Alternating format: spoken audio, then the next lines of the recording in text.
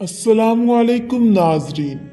آج کی اس ویڈیو میں ہم آپ کو واقعہ سنائیں گے ایک عظیم الشان عورت کا جو اپنے شوہر کی ظلم کی چکی میں پستی رہی مگر اپنے ایمان کو کمزور نہ ہونے دیا۔ اس واقعے میں ہم عورتوں کے لیے ایک بہت بڑا سبق ملتا ہے، اس لیے ویڈیو کو پورا ضرور دیکھیے گا۔ یہ واقعہ ہے حضرت آسیہ علیہ السلام کا۔ آسیہ فرعون کی زوجہ تھی، وہ فرعون جس میں غرور و تکبر کا نشہ بھرا تھا، جس کا نفس شریر تھا اور جس کے عقائد اور اعمال باطل و فاسد تھے۔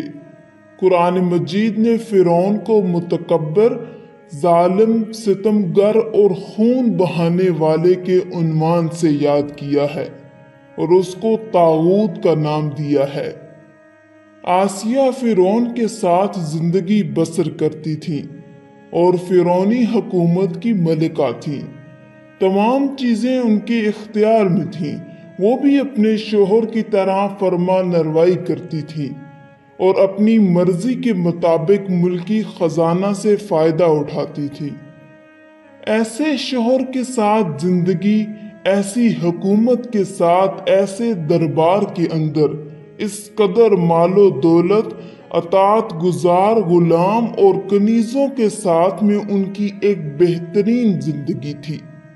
ایک جوان اور قدرت مند خاتون نے اس ماحول میں پیغمبر الہی جناب موسیٰ بن عمران کے ذریعے الہی پیغام سنا۔ انہوں نے اپنے شوہر کے طور طریقے اور اعمال کے باطل ہونے کو سمجھ لیا، چنانچہ نور حقیقت ان کے دل میں چمک اٹھا۔ حالانکہ ان کو معلوم تھا کہ ایمان لانے کی وجہ سے ان کی تمام خوشیاں اور مقام و منصب چھن سکتا ہے، یہاں تک کہ جان بھی جا سکتی ہے، لیکن انہوں نے حق کو قبول کر لیا اور وہ خداوند مہربان پر ایمان لے آئیں اور اپنے گزشتہ اعمال سے توبہ کر لی اور نیک اعمال کے ذریعے اپنی آخرت کو آباد کرنے کی فکر میں لگ گئی۔ ان کا توبہ کرنا کوئی آسان کام نہیں تھا، اس کی وجہ سے ان کو اپنا تمام مال و دولت اور منصب ترک کرنا پڑا اور فرعون اور فرعونیوں کی ملامت، ضرب و شتم کو برداشت کرنا پڑا، لیکن پھر بھی وہ توبہ، ایمان، عمل و صالح اور ہدایت کی طرف قدم آگے بڑھاتی رہیں۔ جناب آسیہ کی توبہ فرعون اور اس کے درباریوں کو ناگوار گزری، کیونکہ پورے شہر میں اس بات کی شہرت ہو گئی کہ فرعون کی بیوی اور ملکہ نے فرعونی طور طریقوں کو ٹھکراتے ہوئے مذہب کلیم اللہ کو منتخب کر لیا ہے۔ بہت سمجھا بجھا کر، ترغیب دلا کر اور ڈرا دھمکا کر بھی آسیہ کے بڑھتے قدم کو نہیں روکا جا سکتا تھا۔ وہ اپنے دل کی آنکھوں سے حق کو دیکھ کر قبول کر چکی تھی۔ انہوں نے باطل کے کھوکھلے پن کو بھی اچھی طرح سمجھ لیا تھا، لہٰذا حق و حقیقت تک پہنچنے کے بعد اس کو ہاتھ سے نہیں کھو سکتی تھی اور کھوکھلے باطل کی طرف نہیں لوٹ سکتی تھی۔ جی ہاں، یہ کیسے ہو سکتا ہے کہ خدا کو فرعون سے، حق کو باطل سے، نور کو ظلمت سے، صحیح کو غلط سے، آخرت کو دنیا سے اور وحشت کو دوزخ سے اور سعادت کو بدبختی سے بدل لے؟ جناب آسیہ نے اپنے ایمان، توبہ، استغفار پر استقامت کی، جبکہ فرعون ان کو دوبارہ باطل کی طرف لوٹانے کے لیے کوشش کر رہا تھا۔ فرعون نے جناب آسیہ سے مقابلے کی ٹھان لی، غضبناک ہوا، اس کے غضب کی آگ بھڑک اٹھی، لیکن آسیہ کی ثابت قدمی کے مقابلے میں ہار گیا۔ اس نے آسیہ کو شکنجہ دینے کا حکم دیا اور اس عظیم خاتون کے ہاتھ پیر کو باندھ دیا اور سخت سے سخت سزا دینے کے بعد پھانسی کا حکم دے دیا۔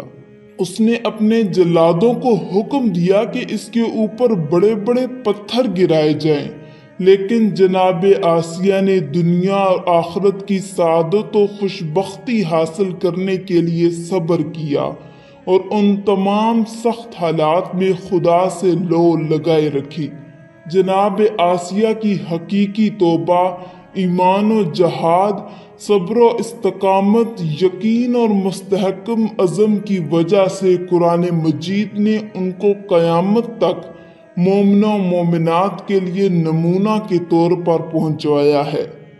تاکہ ہر زمانہ کے گناہگار کے لیے عذر و بہانہ کی کوئی گنجائش باقی نہ رہ جائے،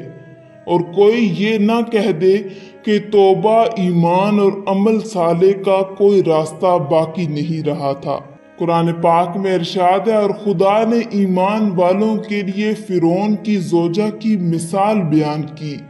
کہ اس نے دعا کی کہ پروردگار میرے لیے جنت میں ایک گھر بنا دے اور مجھے فرعون اور اس کے درباریوں سے نجات دلا دے اور اس پوری ظالم قوم سے نجات عطا فرما دے۔ توبہ، ایمان، صبر، استقامت کی بنا پر اس عظیم الشان خاتون کا مرتبہ اس بلندی پر پہنچا ہوا تھا کہ رسول اللہ صلی اللہ علیہ وآلہ وسلم نے ان کے بارے میں فرمایا، جنت 4 عورتوں کی مشتاق ہے: مریم بنت عمران، آسیہ بنت مزاحم زوجہ فرعون، خدیجہ بنت خویلد ہمسر پیغمبر اور فاطمہ بنت محمد۔ اس کے علاوہ حضرت آسیہ علیہ السلام کی زندگی کا مطالعہ ایسی تمام خواتین کے لیے نمونہ عمل ہے جو اپنے گھر کے ماحول یا اپنے شوہر کے عمل کو دین کی تعلیمات پر عمل نہ کرنے کی وجہ قرار دیتی ہیں، کیونکہ عورتوں کے اندر اتنی طاقت و قدرت موجود ہے جو ہر طرح کے ظلم و فساد، اخلاقی بے راہ روی اور پستی و برائی کا خاتمہ کر سکتی ہیں۔ اگر ان کا شوہر فرعون کی طرح سنگ دل نہ ہو تو یہ اپنی عقل و تدبیر اور نیک اخلاق و کردار سے اسے راہ حق و صداقت پر گامزن کر سکتی ہیں۔ آخر میں اللہ رب العزت سے دعا ہے کہ اللہ تعالی ہمیں نیک اعمال کرنے اور برائی سے بچنے کی توفیق عطا فرمائے، آمین۔